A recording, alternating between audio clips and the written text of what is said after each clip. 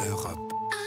Europe 1. Bonjour Marion Lagardère. Bonjour Patrick, bonjour Julie, bonjour à tous. La une du jour dans la presse, c'est celle du magazine américain Time. Et oui, puisqu'Emmanuel Macron en fait la couverture, portrait en buste sur un très solennel fond noir, regard dans le vague et mine sans expression, le prochain leader de l'Europe, titre Time, ajoutant la nuance suivante en bas de page, si tant est qu'il puisse diriger la France. C'est taquin, c'est narquois, c'est presque perfide.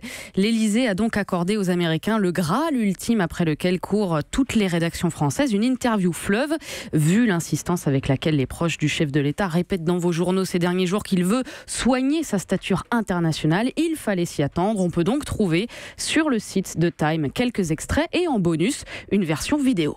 I don't want to be the leader of Europe. It doesn't make sense. I want to be one of these leaders and this new generation of leaders, totally convinced that our future is a European future. Je ne veux pas être le leader de l'Europe, ça n'a pas de sens. Je veux être un leader convaincu que notre futur est un futur européen. Bref, il veut être un leader. Oui. Un leader relax, écrivent les deux journalistes, cordial, s'exprimant en anglais, en sirotant son expresso et désireux de donner sa vision du monde en détail. Entre deux visites impromptues de Nemo, le président parle du climat et du désengagement des États-Unis dans la COP21. Quel est votre plan B, lance-t-il à Trump? Moi, je ne connais pas de plan B. Il parle également de l'Iran, qui pourrait devenir une nouvelle Corée du Nord si les Américains sabotent l'accord sur le nucléaire. Enfin, dernier règlement de compte avec Trump, ce passage sur l'utilisation du réseau social Twitter. I don't tweet myself, je ne tweete pas moi-même, affirme Emmanuel Macron, parce que pour être président, il faut prendre de la distance avec les événements, avec le flot continu d'informations.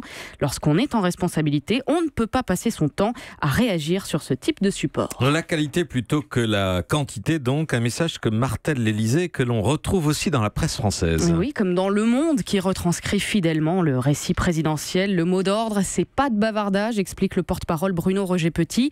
En revanche, la com, elle, est parfaitement autorisée. On la retrouve donc telle qu'elle dans le titre de l'article. Macron, une poigne de fer au sommet de l'État. Sourire de velours et regard d'acier, écrivent Solène de Royer et Bastien Bonnefous. Depuis qu'il est à l'Élysée, Emmanuel Macron dirige ses équipes avec une main de fer, on vous le redit pour que ce soit bien clair, exigeant avec lui-même, il attend la réciprocité de la part des siens. Alors on vous raconte comment il a passé un savon aux membres du gouvernement en Conseil des ministres, comment le off et les traditionnels commentaires dans la cour de l'Élysée sont interdits. On en conclut que les petites phrases qui charpentent l'article sont elles autorisées. Macron, c'est the boss, un patron, un chef d'équipe, un manager au tempérament d'acier. Il n'a pas d'affect. Chez Rothschild, on disait de lui que c'était un tueur. Ses visiteurs sont même bluffés par son autorité. L'autorité, c'est bluffant, Patrick. En tout cas, c'est surtout censé vous convaincre que Macron n'est pas et ne sera pas François Hollande. Même discours en une du Figaro qui titre « Macron exhorte ses ministres à mieux défendre sa politique. Le président veut discipline, combativité et un gouvernement qui file droit ».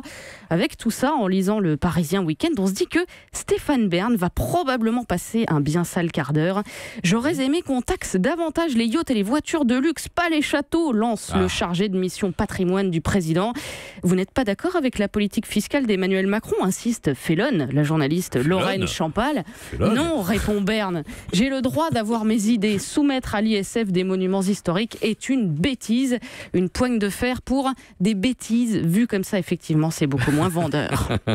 Autre titre à la une ce matin, Marion, à quelques jours du 13 novembre, les victimes des attentats de Paris et Saint-Denis témoignent. C'est la couverture notamment de Libération, aide aux victimes, un combat sans fin. 2 ans après les attentats, explique le journal, nombre de figures associatives sont exténuées par leur lutte pour défendre les droits des victimes du terrorisme. Dans le mensuel Cosette également, Caroline Langlade, qui préside l'association Life for Paris, affirme qu'il faudra recompter le nombre de victimes à la hausse, car parmi les rescapés, 1 personne s'est suicidée et 5 ont fait une crise cardiaque. En plus des 130 morts et des 350 blessés, on compte 700 traumas psychologiques. Par exemple, beaucoup ont quitté Paris, d'autres leur travail. Gérard, 77 ans, voit un psy parce que, dit-il, je pleure pour un rien. Le deuil est impossible. Sylvie et Eric, eux, ne regardent plus les informations à la télé. Pour autant, il n'y a pas de renoncement, dit Sylvie. Nous ne survivons pas, nous vivons. Témoignage aussi en couverture de Pèlerin Magazine. Je suis là, abîmé mais entier, confie Aristide Barrault, touché à la jambe et au thorax devant le restaurant Le Petit Cambodge, alors qu'il voulait protéger sa sœur des rafales. Depuis, j'essaye de saisir le beau pour affronter le mauvais, explique-t-il. Les mots de Brassens ou du rappeur Oxmo Puccino, la trompette d'Ibrahim Malouf ont été ma lumière et mon tuteur. Parce que la haine, c'est un échec, dit-il, ça vous ronge, ça pourrit. Je ne dis pas que c'est facile, évidemment, c'est un combat permanent, mais haïr, ce serait les laisser gagner. Une très belle interview à lire dans Pèlerin. Enfin, signaler le numéro spécial de Polka Magazine qui fête ses 10 ans. Oui, c'est le 40e numéro depuis 2007. Il sort en kiosque aujourd'hui, 244 pages de photos et de reportages, notamment les séries de portraits de femmes en noir et blanc réalisées par Marc Ribou et Sébastien Salgado. À noter aussi, puisque le dossier du jour, on en parlait à 8h, c'est l'apprentissage. Ce reportage en page 226 sur le métier rarement mis en valeur d'encadreur, un savoir-faire de plus en plus recherché avec le boom des galeries d'art spécialisées en photographie. Didier Le Tumelin, qui a accroché les œuvres de Doisneau et Cartier-Bresson, donne ce conseil à ses apprentis. Allez dans les expos, soyez curieux et surtout aimez regarder les choses. Un conseil assez universel qui, fort heureusement, n'est pas réservé qu'aux apprentis. Merci à vous, Marion Lagardère, pour la revue de presse. Europe 1.